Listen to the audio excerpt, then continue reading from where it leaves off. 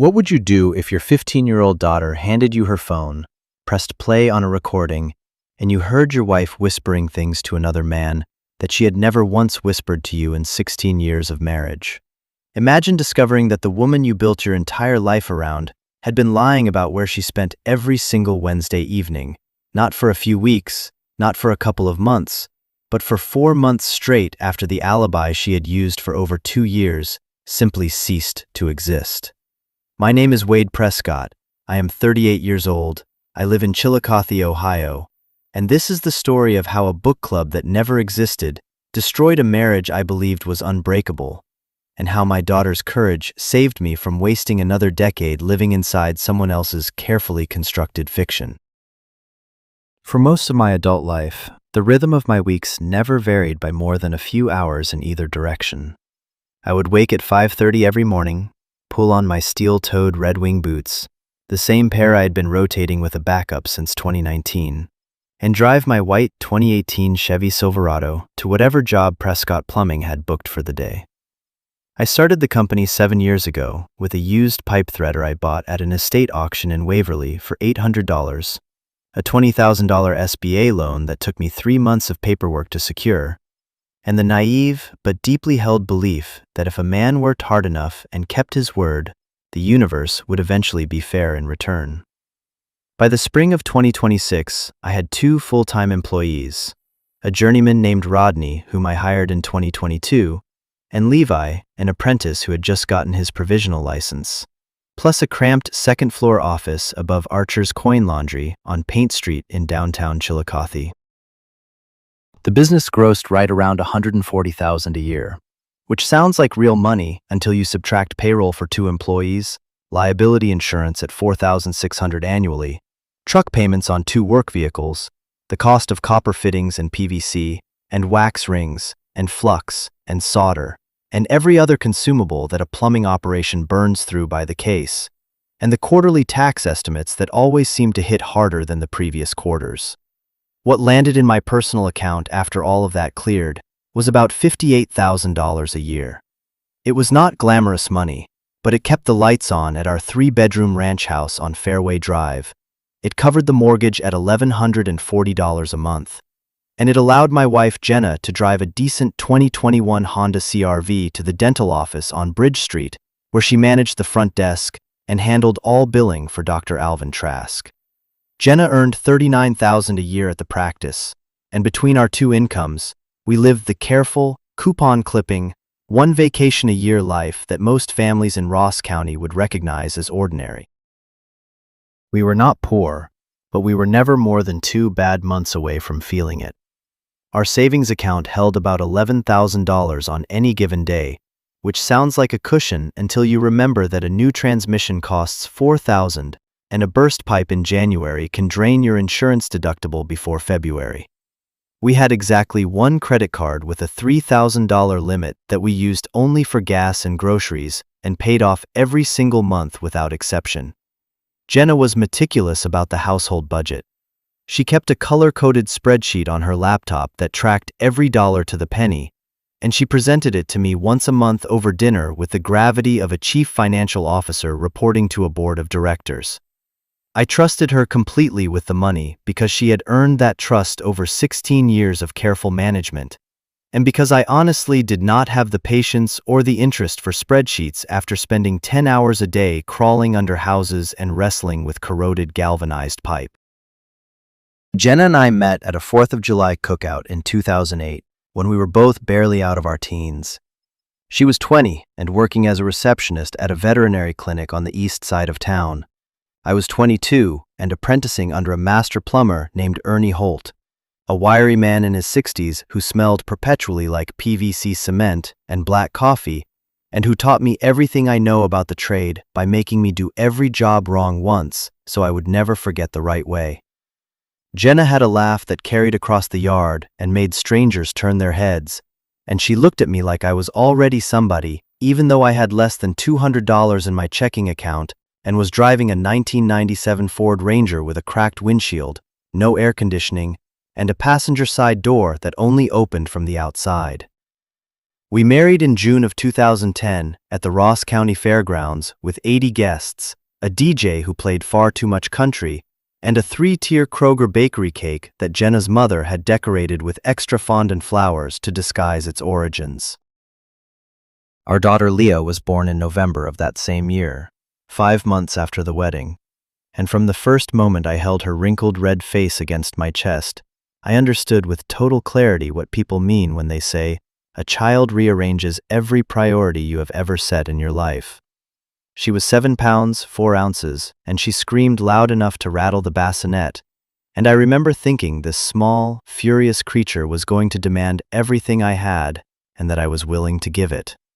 Leah grew into a bright, stubborn, fiercely observant kid who seemed to have inherited her mother's social intelligence and my capacity for relentless focus. She made the freshman volleyball team at Chillicothe High School in the fall of 2025, playing outside hitter despite being only 5'7", and she maintained a 3.7 GPA without anyone standing over her shoulder nagging about homework. She had a small but loyal circle of close friends, a babysitting business that earned her $60 or $70 a week, and a bedroom wall covered in volleyball tournament brackets and motivational quotes she had printed from the internet and taped up with blue painter's tape. Wednesday evenings belonged to Jenna's book club, or so I believed without a shred of doubt for over 2 years, from the spring of 2023 through the winter of 2026. Every Wednesday at 6:30, she would change out of her dental office scrubs, take a shower, put on jeans and a nice blouse, grab a paperback from the rotating stack on her nightstand, and drive to Daphne Reed's house on Riverside Street, roughly 2 miles from ours. Daphne was a 40-year-old paralegal at a downtown law firm, loud and funny and relentlessly social, the kind of woman who organized themed potluck dinners and sent group texts peppered with a dozen emojis per sentence. The book club had 6 or 7 regular members. Jenna mentioned names I half remembered and never fully sorted out. Patrice, Gloria, Simone, a retired schoolteacher named Dot who apparently always brought homemade banana bread. I never questioned any of it because I had not a single reason in the world to question it. Wednesday nights were my time, and I used them the same way every week.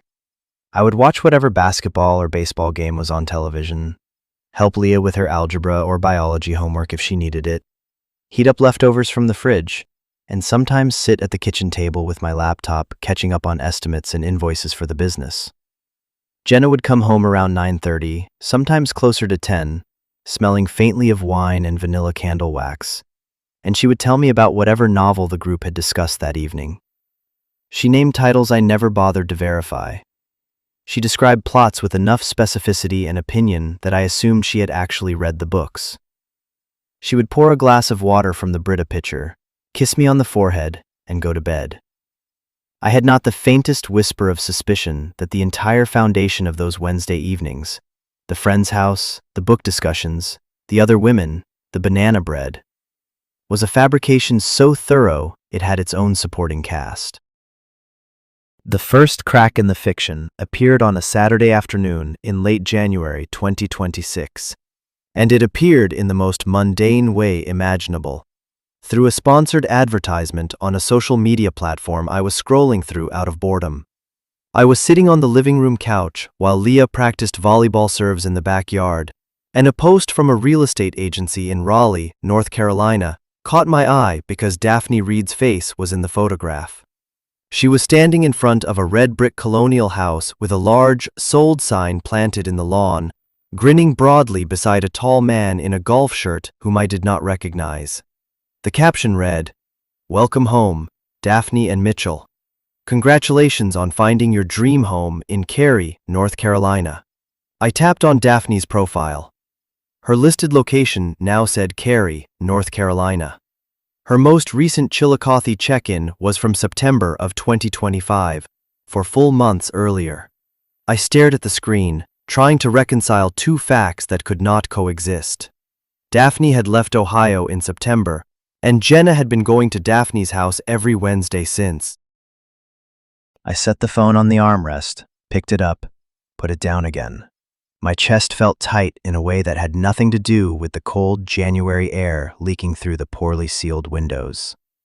I spent the next 20 minutes scrolling through Daphne's entire profile looking for anything, a mention of the book club migrating to someone else's house, evidence that Daphne continued to participate by video call from North Carolina, some thread of innocent explanation I was too paranoid to see.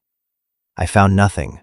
No group page, no tagged photos of women with paperbacks, no event check-ins at alternate locations, no comments from the other members whose names Jenna had mentioned casually for 2 years. I put my phone face down on the cushion, folded my hands, and sat perfectly still, listening to the rhythmic thwack of Leah's volleyball against the garage door 20 yards away. I tried to construct a reasonable explanation and could not find one. Daphne was beaming in North Carolina, utterly unaware that a sponsored post had just punched a hole through a marriage 800 miles behind her. That night I lay in bed beside Jenna while she scrolled through her phone, face down when she placed it on the nightstand, as always, and I replayed the arithmetic in my head, around and around like a wheel on a broken axle. September, October, November, December, January.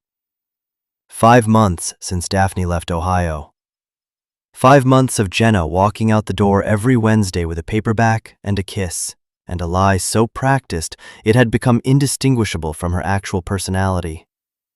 I wanted to roll over and ask her, plainly, where she had really been.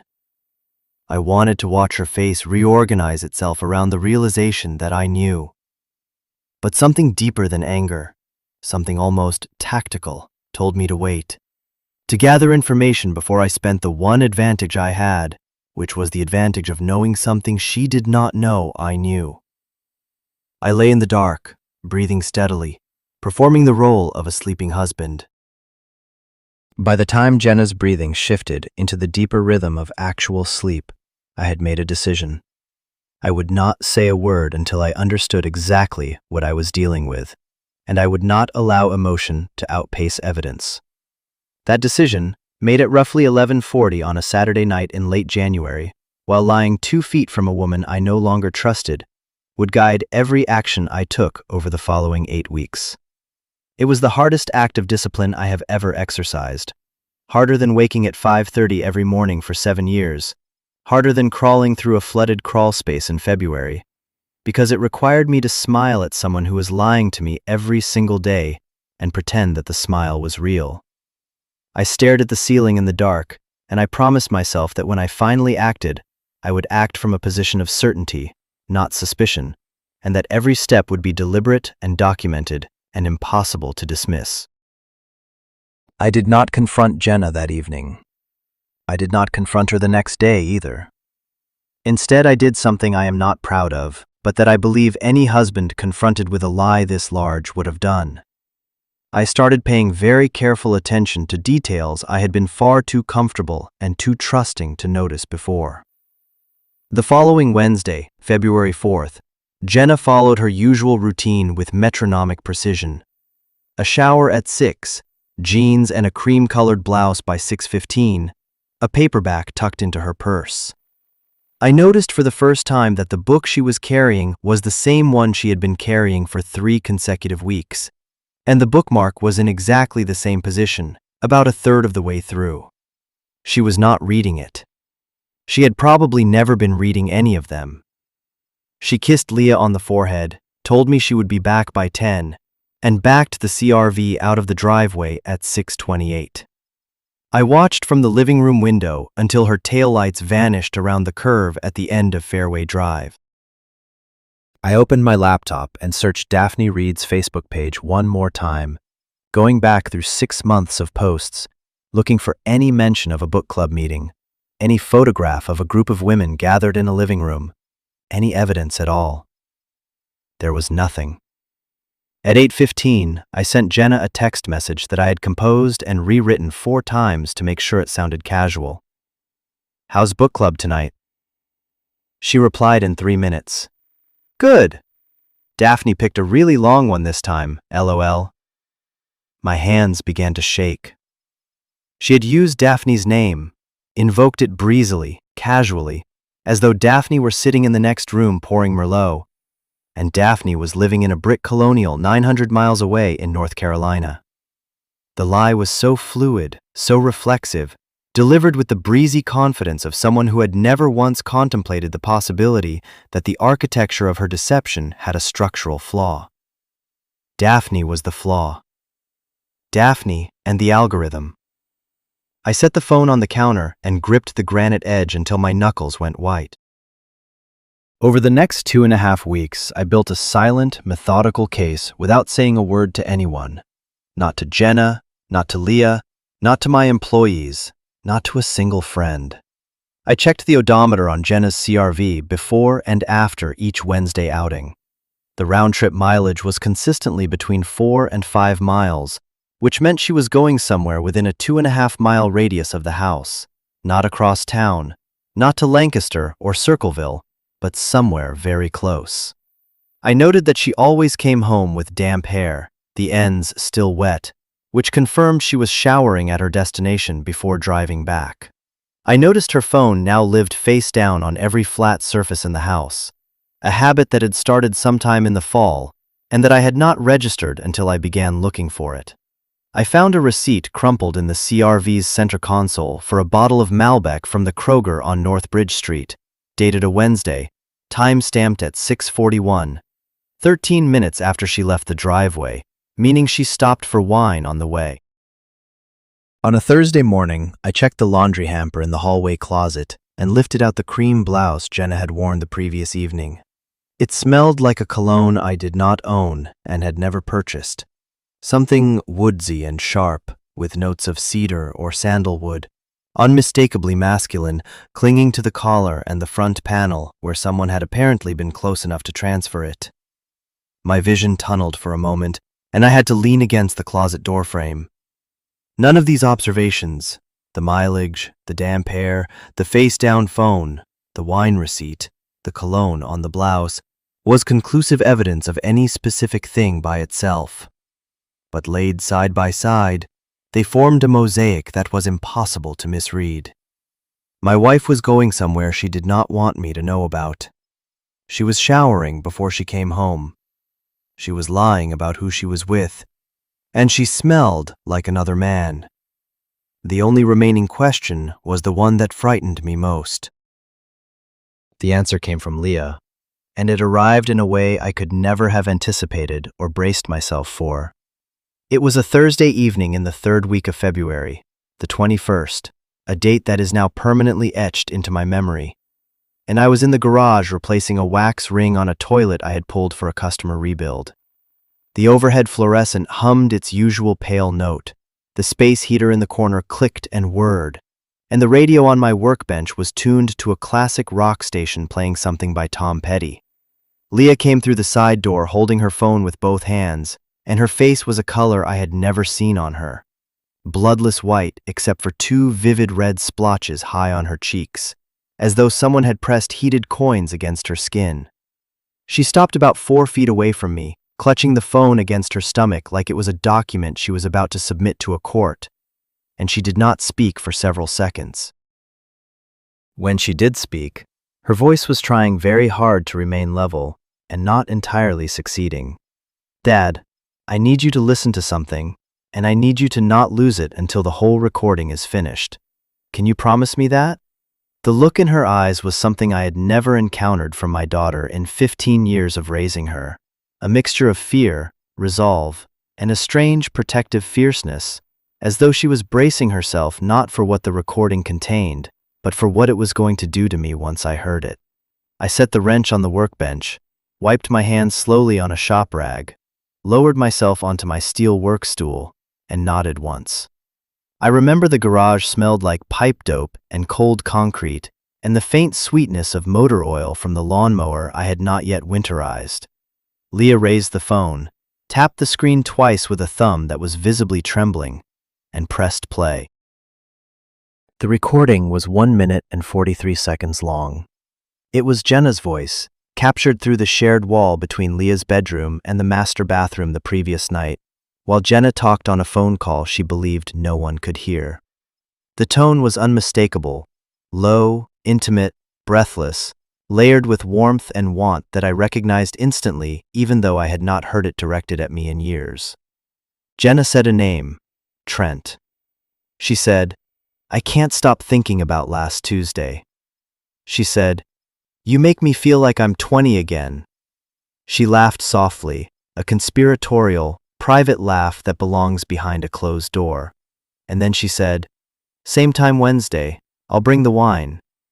The recording ended. The garage fell silent. Leah lowered her phone and stared at me with an expression I will carry to my grave. Leah told me the full story while standing in that garage, arms wrapped around her own elbows as though physically holding herself together. She had been doing homework at her desk around 9:45 the previous night when her mother's voice drifted through the bathroom wall, muffled but audible because the HVAC vent between the two rooms carried sound like a tin can telephone, an acoustic quirk of the house's ductwork that I had always meant to fix and never had. She told me she almost ignored it. She almost put her earbuds in and went back to her biology textbook. But something in the pitch and cadence of her mother's voice stopped her cold. She had never heard her mother speak like that. Not to me, not to friends, not to anyone.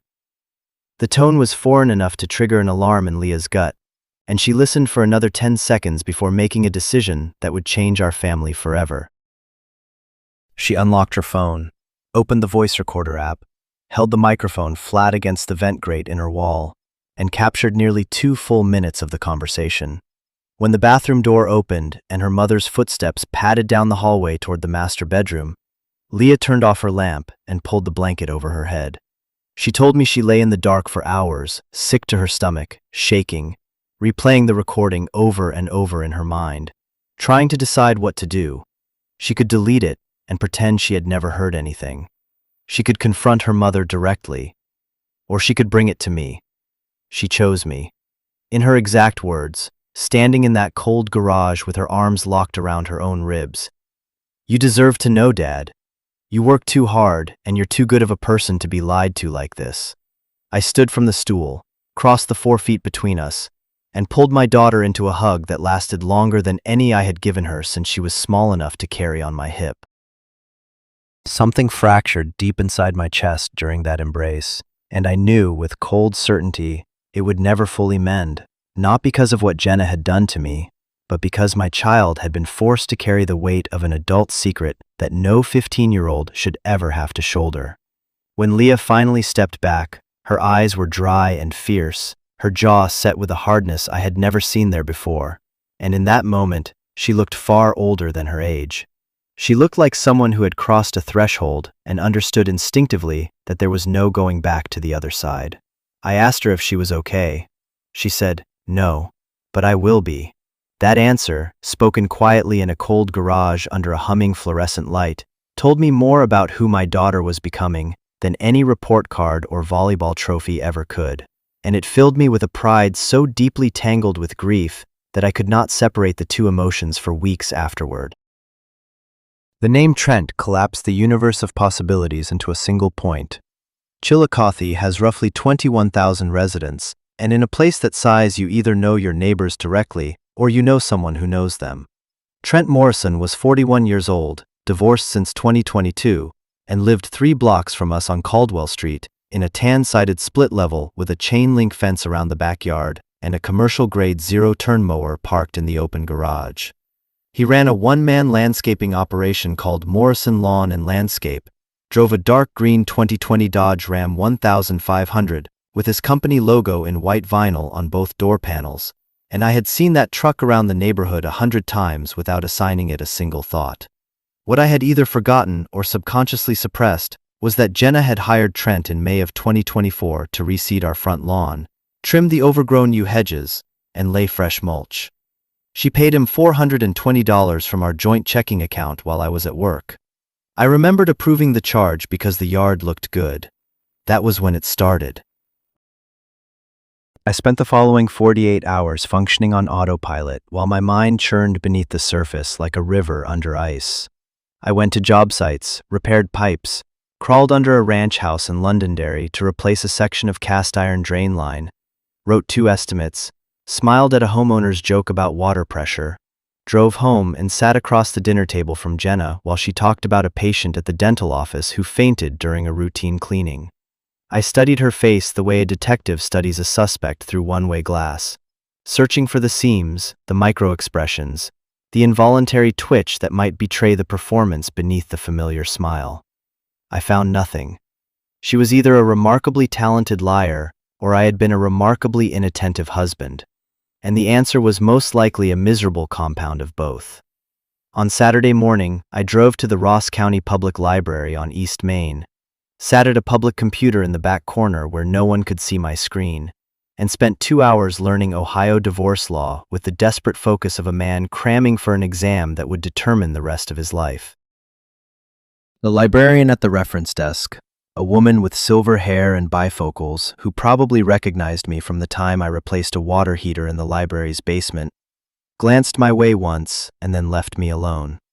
I typed search queries with the deliberate keystrokes of a man who cannot afford a single mistake. Ohio divorce adultery grounds. Ohio recording consent laws. Fault-based divorce property division, Ohio. Each result opened another corridor in a building I had never wanted to enter, and I followed every one until it dead-ended or branched into the next. I took notes on the back of a Prescott Plumbing business card, writing so small the words bled together, and I read case summaries and statute language until my eyes burned, and the library's 4:45 closing announcement played over the tinny speakers. By the time I walked out into pale winter sunlight on East Main Street, I had a clearer picture of the legal landscape than I had ever wanted, and a sense of grim purpose that settled into the center of my spine like a rod of cold iron. I learned that Ohio is a mixed grounds state. You can file no fault based on incompatibility or fault based on specific grounds, including adultery, under Ohio Revised Code Section 3105.01, subsection B. I learned that proven adultery can influence the equitable division of marital property and can weigh heavily against an award of spousal support. I learned that Ohio follows one-party consent for recordings, meaning a recording is legal if at least one person involved in the conversation, or in this case, the person capturing it in their own home, consents. Leah made the recording in our house, and she was the consenting party. I wrote one name on a scrap of paper and tucked it into my wallet. Bridget Cole, Cole Family Law, West Main Street, Chillicothe. Then I cleared the browser history, logged off the library computer, and drove home to sit through another dinner with a woman who was lying to me with every breath and did not know that I knew. Monday morning at 7:45, I sat in the parking lot of the Wendy's on North Bridge Street with my engine running, windows sealed, and called Bridget Cole's office from my cell. The receptionist said the earliest consultation was Thursday at 2 o'clock, fee of $175 for the initial meeting. I confirmed. For 3 days, I moved through my life like an actor performing in a play whose script he has memorized but whose meaning has evaporated. I kissed Jenna goodbye each morning, texted her about Leah's volleyball schedule, complimented the meatloaf she made on Tuesday. Every interaction sent a current of voltage through my hands. On Wednesday, she followed her ritual with the same mechanical precision: shower, jeans, cream blouse, the unread paperback, a kiss on Leah's forehead, the CRV backing down the driveway at 6:31. I stood at the window and watched with new eyes. She turned left at the end of Fairway Drive. Right would have taken her toward Riverside Street, where Daphne once lived. Left led toward Caldwell. 3 blocks, 90 seconds. Thursday, at 1:45, I sat in the waiting room of Cole Family Law, a converted Victorian with heart pine floors, tall, original windows, and framed diplomas on every wall. Bridget Cole was sharp-eyed, early 50s, silver-streaked auburn hair in a tortoiseshell clip, reading glasses on a beaded chain, and a handshake that could crack a walnut. She led me to her office, closed the heavy oak door, and listened for 20 uninterrupted minutes while I laid out the entire timeline. The Facebook ad, Daphne's move, the mileage, the wine receipt, the cologne on the blouse, the face-down phone, and Leah's recording, which I played for her from my own phone. When I finished, she removed her glasses, set down her pen, and told me that the recording was almost certainly admissible as corroborating evidence in a fault-based divorce proceeding. She said the cumulative weight of the recording, the documented lies, and any additional surveillance evidence could build a compelling case under 3105.01b. She asked whether I wanted to collect more before filing, and I said yes. Bridget recommended a private investigator she had used on multiple prior cases, Wes Callahan, a retired Ross County Sheriff's deputy who ran a small practice near the courthouse. I met Wes the following Monday at 9. He was broad-shouldered, mid-60s, gray mustache neatly trimmed, wire-rimmed bifocals, and radiated the calm of a man who had witnessed every variety of human failure over a 30-year law enforcement career and had stopped being startled by any of it. His rate was $60 an hour plus mileage, $500 retainer up front. I wrote the check from my business account. Money I could not easily spare, but money I understood was an investment in the only future I had left. Wes asked for Jenna's vehicle description and plate, Trent's home address, recent photographs of both, and a detailed breakdown of the Wednesday evening pattern. He told me he would begin surveillance the following Wednesday and would deliver a complete written report with photographic evidence to Bridget's office upon completion. I drove home from Wes's office that Monday with my hands at 10 and 2 and my mind circling a thought that refused to land. I had just paid a stranger $500 to follow my wife. I had handed over her license plate number and her photograph and the address of the man I believed she was sleeping with, and I had done it in a wood-paneled office that smelled like burnt coffee and old carpet, while a retired deputy made notes on a yellow pad. The surreal quality of it hit me at a stoplight on Western Avenue. 2 months ago, I was a plumber who came home to his wife and daughter and ate leftovers and watched basketball on Wednesday nights, and never once questioned whether his life was real. Now I was running a covert operation against the woman who had held my hand in the delivery room when Leah was born. The light turned green, and I drove through the intersection with a sensation in my stomach that felt like swallowing a handful of gravel. The week between hiring Wes and the first surveillance date was the longest 7 days of my life. Every interaction with Jenna required a performance, a smile at the right moment, a laugh at the right joke, a kiss that could not be too warm or too cold, because either extreme might signal that something had changed. Leah, who knew about the recording but not about the attorney or the investigator, watched me with eyes that were far too perceptive for a 15-year-old. One evening, she found me standing at the kitchen sink staring at nothing and asked if I was okay. I told her I was just tired from a crawlspace job in Bainbridge. She nodded slowly, clearly unconvinced, and went back to her room without pushing. I think she understood, even then, that whatever was coming would arrive on its own schedule, and that rushing it would not make the landing any softer.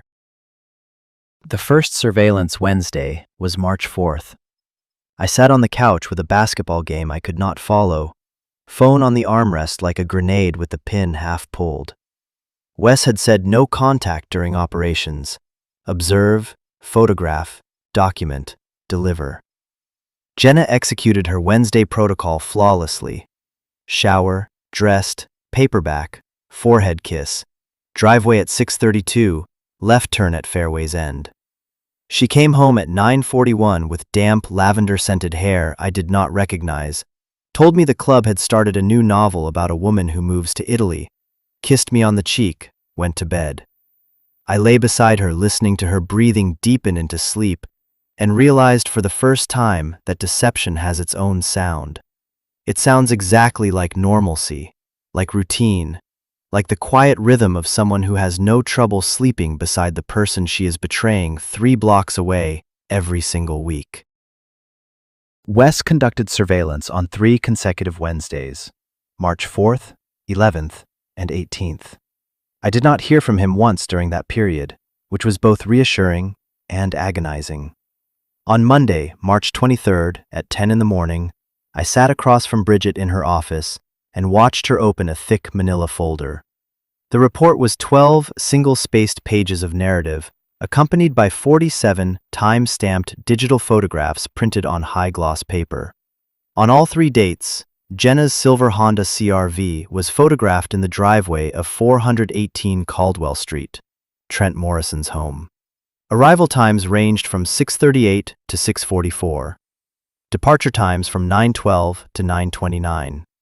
A telephoto photograph from March 11th, shot through a 2-inch gap in the living room curtains, showed Jenna and Trent on a brown leather couch, her legs draped across his lap, his left hand resting on her knee. Another photograph from March 18th, 9:15 in the evening, captured them on the front porch in a full embrace, his arms around her waist, her head against his neck, that permitted no innocent reading whatsoever.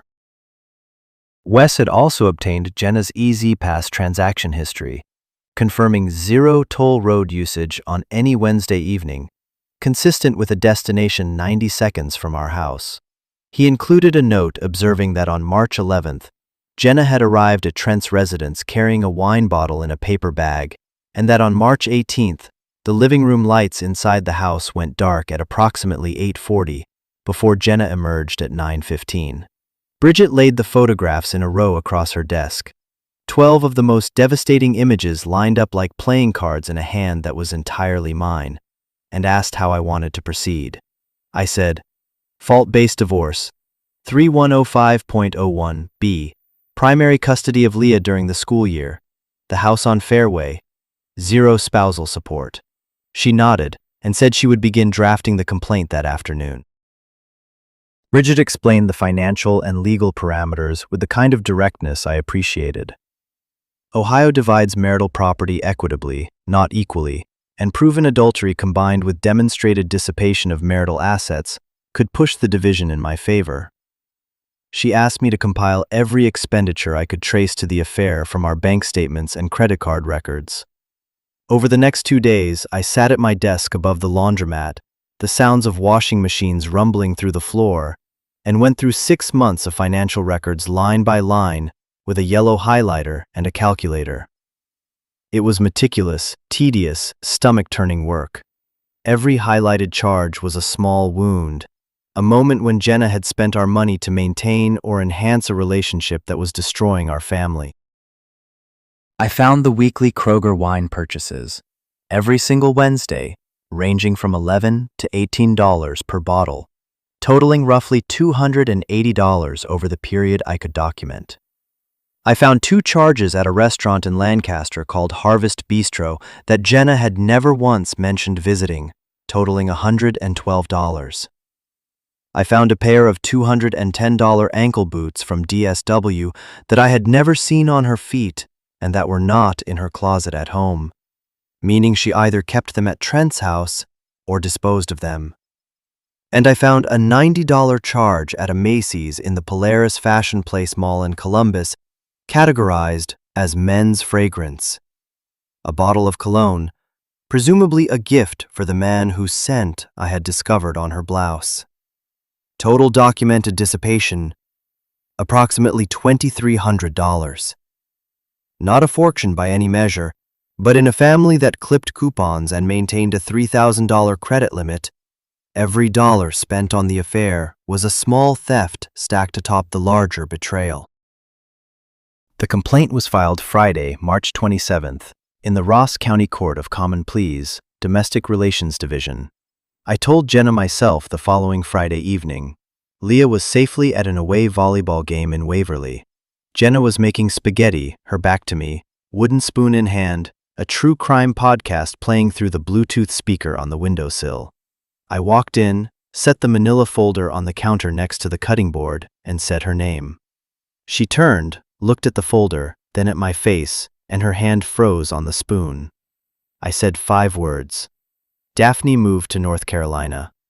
The color drained from her face in a single descending wave. I opened the folder and spread the photographs across the counter, the CR-V in Trent's driveway, the couch, the porch embrace. I said, I filed for divorce on Wednesday. You'll be served Monday. She gripped the counter's edge with both hands to stay upright, and the wooden spoon clattered to the tile. Then I said, Leah recorded your phone call through the bathroom wall. She heard everything.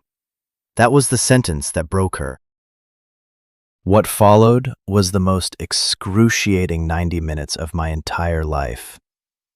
Jenna cycled through denial, bargaining, deflection, fury, and grief in a textbook sequence that almost felt scripted. She said the recording was not what it sounded like. She said Trent was just a friend going through a hard divorce, and she had been providing emotional support. She said I had been emotionally absent for years, swallowed by the business, too exhausted for real conversation. She said I never planned dates, never noticed her, never made her feel wanted. She said she would end it immediately, that it meant nothing, that I was the one she truly loved. When none of that worked, she pivoted to anger. I had violated her privacy by hiring an investigator. Leah had no right to record a private phone call. I was deliberately trying to humiliate her in a town where everyone knew everyone. I stood with my arms folded across my chest and let the storm exhaust itself the way you let a fire burn down to embers when there is nothing left to feed it. When she finally stopped, mascara streaked down to her jawline, voice raw, hands gripping the counter so tightly her knuckles had gone white. I said 6 sentences that I had not rehearsed, but that came out with the cold precision of a closing statement in a courtroom. You lied to my face every single Wednesday for 4 months. You used a book club that dissolved in September as your weekly alibi. You said Daphne's name to my face when Daphne was 900 miles away in North Carolina. You bought wine with our money on the way to his house. You came home wearing his shampoo and slept beside me like nothing had happened. And you did all of this 3 blocks from the house where our daughter sleeps. Jenna opened her mouth, but nothing came out. I turned off the stove burner, picked up my truck keys from the hook by the garage door, walked out into the cold March night, and drove to Chet Harmon's house on the south side of town without once looking in the rearview mirror. The March air was cold enough that I could see my breath as I climbed out of the truck in Chet's gravel driveway. He came to the back door in sweatpants and a faded Ohio State hoodie, took one look at my face, and went straight to the refrigerator without asking a single question. He handed me a beer, a cheap domestic that tasted like every cent of its price, and we sat on his back porch in plastic lawn chairs for close to an hour, not speaking, drinking slowly, while his Beagle biscuit put its heavy head on my knee and I scratched behind its ears until my fingers went numb from the cold. When I stood to leave, Chet said, "You need anything? You call me. 3 in the morning, I don't care." I nodded but could not form words. I drove home, walked past the kitchen where the spaghetti sauce had congealed into a dark crust in the pot, and slept in the living room recliner with my boots still on because I could not bring myself to lie down in the bed I had shared with Jenna for over a decade. The next morning I woke with a stiff neck and a clarity I had not felt in weeks. The confrontation was behind me. The secret was no longer mine to carry alone. Whatever came next would be painful and expensive and humiliating in the particular way that small-town divorces always are. But it would at least be honest. And after 4 months of living inside Jenna's fiction, honesty, even the brutal marriage-ending kind, felt like oxygen entering a room that had been sealed shut. I made coffee, ate 2 pieces of toast standing at the counter, and drove to a job site in Kingston where I spent 8 hours replacing a sewer lateral for a retired couple who kept bringing me lemonade and calling me sweetheart. The normalcy of the work steadied my hands and quieted the noise in my head. Copper pipe does not lie. Water flows downhill regardless of who broke your heart. There is a simplicity in plumbing that I have always found therapeutic, and on that particular Saturday, with my marriage in ruins and my wife crying in the guest bedroom, the honesty of a well-soldered joint was the only truth I could hold. Jenna was formally served Monday at 11:15 at the dental office. The process server had found no one home earlier that morning. I heard she opened the envelope at the front desk, read the first page of the complaint, and walked straight to the bathroom for 20 minutes. She moved into the guest bedroom that night. We communicated through texts about logistics, pickups, groceries, bills. The house on Fairway became a museum of a dead marriage, every framed photograph an artifact from a civilization that no longer existed. Leah inhabited the space with a composure that frightened me. Too precise, too controlled for 15. She attended school, aced midterms, never missed practice, and spoke to her mother in short, neutral sentences that carried the temperature of surgical steel. One evening I heard her say, "I'm fine, Jenna," when her mother tried to hug her in the hallway, using the first name instead of Mom, and I heard Jenna's breath catch through the wall. Jenna retained Russell Gregg, an attorney in Lancaster, 40 minutes north. Through Bridget, I learned Jenna's own counsel assessed her position as weak. The Callahan photographs were devastating. The recording was legal. The text messages invoking Daphne's name on dates when Daphne had been in North Carolina for months constituted a documented pattern of deliberate, sustained deception. Russell advised settling rather than risking a trial that would engrave every lie and photograph into the permanent public record of a town where Jenna still needed to live, work, and raise a daughter. Negotiations spanned 3 sessions in April at Cole Family Law. Bridget and Russell across the oak table like chess opponents, me at one end, Jenna at the other, 12 feet of polished wood, and 16 years of wreckage between us. We spoke only through counsel. The contested points were the house, custody, and support. I wanted the house. Jenna wanted to sell and split equity. I wanted primary residential custody. Jenna wanted equal shared time. I wanted 0 support. Russell initially requested $400 a month for 36 months, citing income disparity. Bridget countered with adultery evidence and the $2,300 dissipation claim, documented to the dollar. The first session deadlocked. The second, a week later, moved. Russell privately conceded the evidence would heavily influence any judge. By session 3, a deal formed. I kept the house, assumed the remaining $68,400 mortgage. Jenna received 40% of equity, about $31,000 based on $145,000 appraisal, payable over 24 months. I was residential parent during school. Jenna got alternating weekends and Wednesday evenings 5 to 8. Spousal support was denied, both counsel agreeing proven adultery made any award virtually impossible. We split extracurricular costs 50-50. Savings divided evenly at $5,500 each. The moment Jenna signed the settlement agreement, I was not in the room, Bridget told me later, was the moment our marriage officially became a document rather than a life. 16 years reduced to 14 pages of typed legal language that specified who got the house, who got the couch, who paid for volleyball shoes, and on which Wednesdays a 15-year-old would eat dinner at her mother's apartment on Yaktangi Parkway. I signed my copy in Bridget's office with a ballpoint pen that left a blue smudge on my thumb, and I noticed that my hand did not shake, which surprised me. I had expected the signing to feel like a funeral, but it felt more like the moment a fever finally breaks. Not pleasant, not painless, but accompanied by the unmistakable sensation that the worst of something terrible had passed. Bridget slid the papers into a manila envelope, told me the court would enter the decree within 2 to 3 weeks, and shook my hand. I walked out of her office into the May sunlight on West Main Street and stood on the sidewalk for a long moment, blinking, feeling neither free nor trapped, but something in between that I did not yet have a word for. The final decree was entered May 15, 2026, 49 days after the complaint. Bridget called it one of the fastest contested dissolutions in her 17-year career. My total cost? $9,370.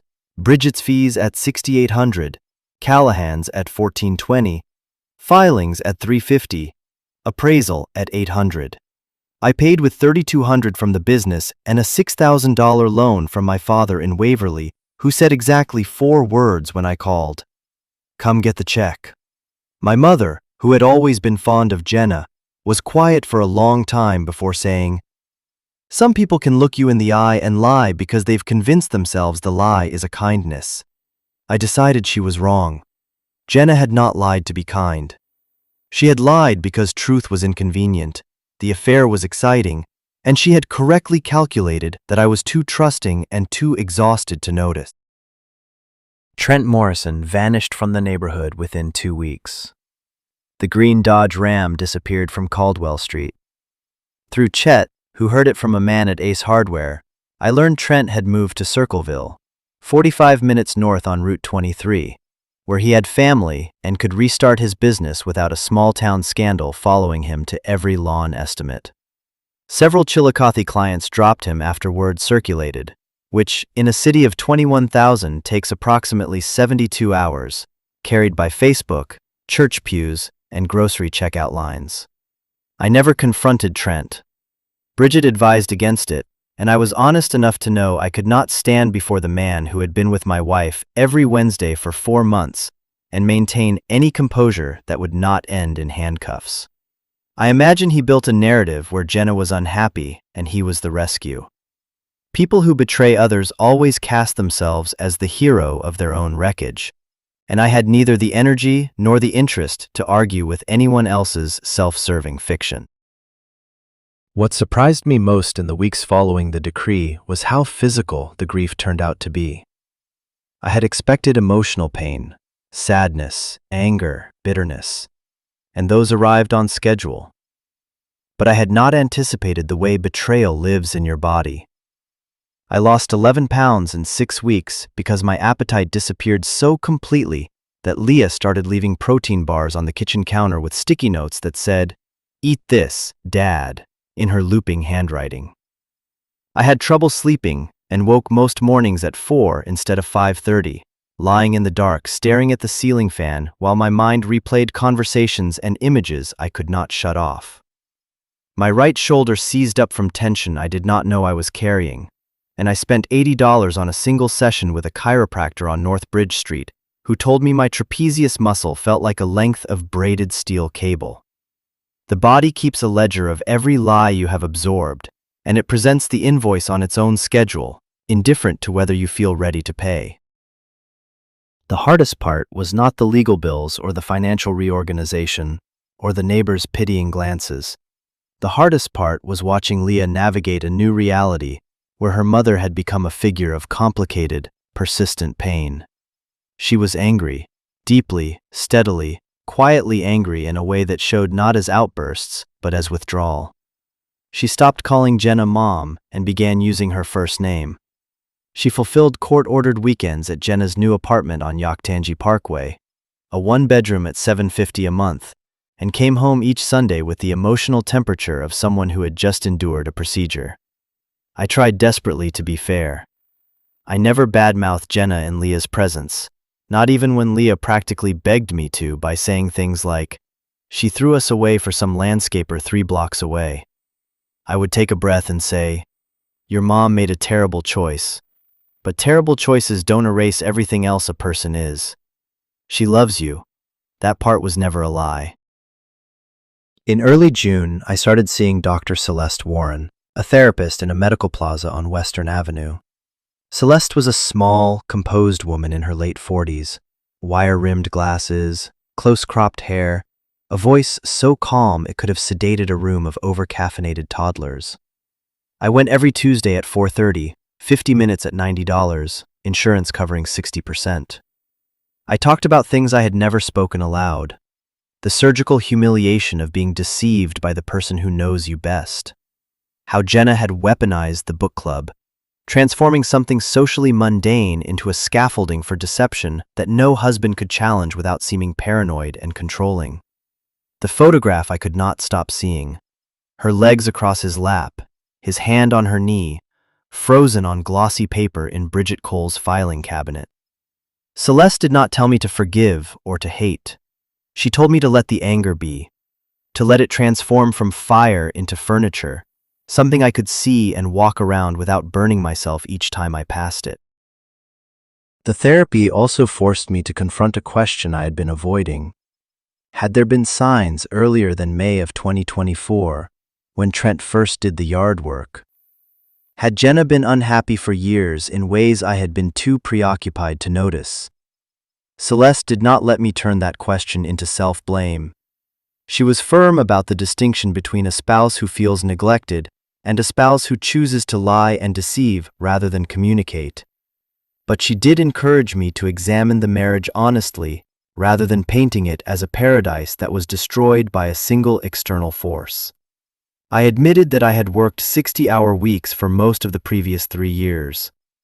I admitted that date nights had become rare and that most of our conversations revolved around bills, schedules, and Leah's activities. None of that justified what Jenna did, but acknowledging it gave me a more accurate map of the terrain I was standing on, and Celeste said that accurate maps are the only kind worth carrying into the future. Leah began seeing Celeste in early July. After the season ended, an unstructured summer gave her anger room to fill every available space. The change was slow but real. By August, she was calling Jenna Mom again, though tentatively, like a hand testing bathwater before committing. She spent more weekend time at the apartment without protest.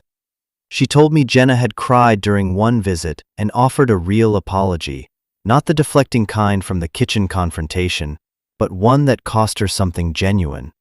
One warm August evening, we sat on the back porch watching fireflies pulse in the tall grass of the yard that Trent Morrison had once seeded, and Leah said she still felt guilty about the recording, not because it was wrong, but because she understood that 93 seconds of audio had detonated a marriage, and she was not sure a 15-year-old should hold that kind of power. I said, "You did not break this marriage. Your mother did. You refused to be complicit in a lie. There is a difference." She was quiet a long time, watching the fireflies, and then she said, "I'm glad I told you, Dad. That sentence will live in my chest until the day I die." By summer's end, a new equilibrium had settled into place. Fragile, imperfect, but structurally honest. I had the house, primary custody, and a plumbing business that was still running despite a $10,000 hole. Leah started sophomore year with a promoted spot on the varsity volleyball team, earned through obsessive summer practice that was equal parts athletics and emotional survival. Jenna kept her job, kept her apartment, kept her parenting schedule. Their relationship was rebuilding brick by cautious brick, and I stayed out of it because the architecture of a mother-daughter bond is not something a father should attempt to control. I changed every lock on the house, painted the guest bedroom the ocean blue shade Leah had wanted for 2 years, and replaced every wedding photograph in the hallway with pictures of Leah at tournaments, at the county fair, first day of kindergarten, first day of high school. The hallway looked different. The man who walked through it looked different too. I think about Daphne Reed sometimes. The woman whose move to North Carolina inadvertently detonated the central lie of my marriage without ever knowing she had done it. If she had stayed in Chillicothe, the book club might have continued as Jenna's alibi for years, and I might still be on the couch every Wednesday, trusting the woman who was lying from 90 seconds down the road. The randomness still gets to me. A Facebook algorithm showed a sponsored real estate ad to a plumber scrolling his phone on a Saturday afternoon because he was too tired to mow the lawn. If I had been outside, if the algorithm had chosen someone else, if Daphne had locked her profile, I might never have discovered the truth. That chain of microscopic coincidences is a cold hallway I try not to walk down too often. What I have learned, and what I want anyone hearing this to carry forward, is that betrayal does not always announce itself with sirens and slamming doors. Sometimes it arrives in jeans and a blouse, holding an unread paperback, every Wednesday at 6:30, with a kiss on your daughter's forehead and a lie so smooth it leaves no fingerprints. The signs were there: the face-down phone, the damp hair, the cologne, the extra miles. But I missed them because I had built my life on the assumption that my wife was fundamentally honest. That assumption was not stupid, it was necessary. You cannot share a bed and a mortgage and a child for 16 years in a state of continuous suspicion. But when it breaks, it takes everything down, and you rebuild with the permanent knowledge that even the strongest foundations can crack when you have done everything right. Leah turned 16 in November. I took her to Marcella's in Columbus. Proper Italian, cloth napkins, leather dessert menu. She ordered without checking prices, which I had always told her she could do on her birthday. Across the candlelit table, she looked older than 16, or maybe I was seeing the year she had survived. She had lasagna, I had chicken marsala. After the plates were cleared, she asked, "Are you happy, Dad?" I told her the truth. Not yet, but getting there. And the getting there was the most honest thing I had felt in a long time. She smiled, real, uncomplicated, unguarded, the first smile like that in months, and said, "Me too, Dad, me too." We split a piece of triple chocolate cake that cost $14, and I did not think once about the price, or the divorce, or the manila folder, or the photographs. I thought about my daughter, and I was grateful. Today, I am 39. Same house on Fairway, same business on Paint Street, same white Silverado at 5:30 every morning.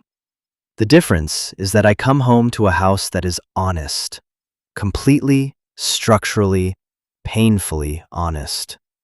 Leah made all conference honorable mention, and her GPA climbed to 3.85. Jenna and I communicate about our daughter and nothing else. I have not dated, and I am in no hurry. Celeste says healing is not linear, and I believe her because some Tuesdays I feel entirely free, and some Wednesdays the sound of a car engine at 6:30 still tightens something in my chest. But I am standing. My daughter stands beside me. And we arrived here together, carried by a truth that a 15-year-old had the courage to deliver on a cold Thursday evening in February because she decided her father deserved to know. Justice had been served. The guilty were exposed. The innocent were healing. And we had made it through, together. This is where our story comes to an end. Share your thoughts in the comment section below. Thank you so much for listening. If you enjoyed this story, please subscribe to this channel and hit the notification bell so you never miss a new upload. We will see you in the next one.